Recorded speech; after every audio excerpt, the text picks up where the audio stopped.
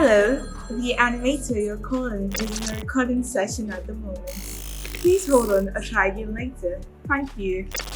You're welcome back to another episode of me taking you through the process of my animation creation.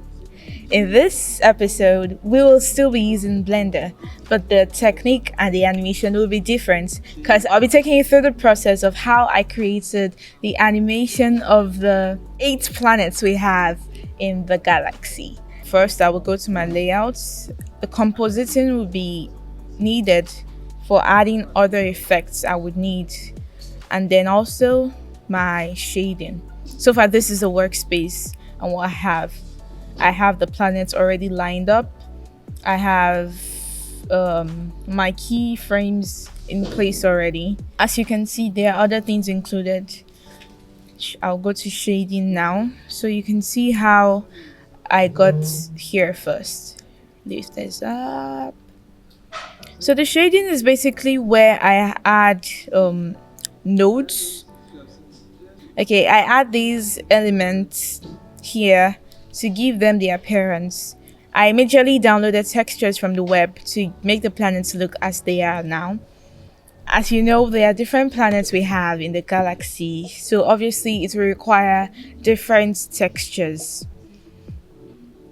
I would also include modifiers that would, like subdivision. Subdivision helps me make the object appear much rounder and smoother than having sharp or jagged edges. These are the textures I included for planet Earth. I also included the transparent BSDF and the subsurface scattering to make the texture go all around, and then displacement before I put into my material output. I also did the same thing for the moon. I was able to get a texture that would suit how the moon will look like with the different areas, since it might not necessarily be all smooth. There will be areas that will be uneven. Hence why I'll include several elements in the moon. This is Saturn. Saturn was the hardest planet I did because it required several rings around it, which required more elements that would be needed to make it look like Saturn.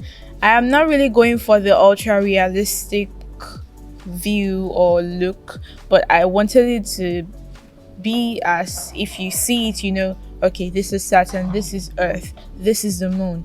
That is what I had in mind. So it was to get that into Blender to give me exactly what I want was kind of difficult. Apart from Saturn also being the hardest, the next planet that was the hardest for me to create was Earth, because I made a mistake of downloading the texture in 4K, in 24K instead of 4K, which was a big of an issue because when it came to rendering, it slowed down my rendering process, and it also has the tendency, if your laptop doesn't have the capability to carry that much weight, it has a tendency to crash the laptop. So my advice is stick to the lowest possible and know what will be needed. If you're going for the ultra realistic look, then you can go for 24K, but if you're going for a minimal realistic look, you just want it to be that if they see it, they can identify it, then you can stick with lower variables. So I said Saturn was the hardest, especially the spirals, but I was able to complete it after a week or so. Then the sun was also a bit hard, especially when it came to the compositing to add the glare of the sun. I also included details like rocks, not huge rock, but tiny rocks that we can see in space, and also stars. I also included keyframes that will make the stars appear like they're twinkling or shining. If I zoom in closer, you just see they're rotating on an axis that makes it appear like they're shining. And then I also included a keyframe in the point where some certain group of stars will go out, like they'll zoom out, and next they grow bigger. So at another point, the one that grew bigger will grow smaller, and the others that grew smaller will grow bigger. So it appears like they are actually there. You can see them twinkling. I included the that was just a picture of the galaxy as the background, and then from my camera view you would see it's like as if I'm in outer space. I did the 8 planets because rumor says Pluto doesn't exist, but I did the 8 planets and also the sun included, and how the planets are arranged in accordance to how far they are from the sun or how far they are from each other. I also included how the sizes relate in relation to each other, the sizes that will be included. Knowing that Jupiter would probably be the largest, I made it appear larger than compared to Earth or Mercury. Apart from details, lighting is also as important as any other thing. If I go into modeling, you can see the shape and form of each of the planets well.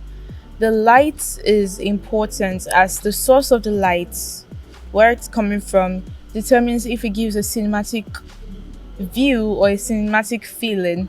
If I go into my material view, it allows me to see the planets clearly and their movements around the sun, but I majorly did it in accordance to how far they are from the sun.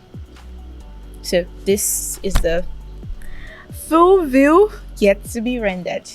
Thanks for watching. I do hope you were able to learn a thing or two from me taking you through the process of my animation creation of the planets and the galaxy. I'm Praiz, your future animator. See you later.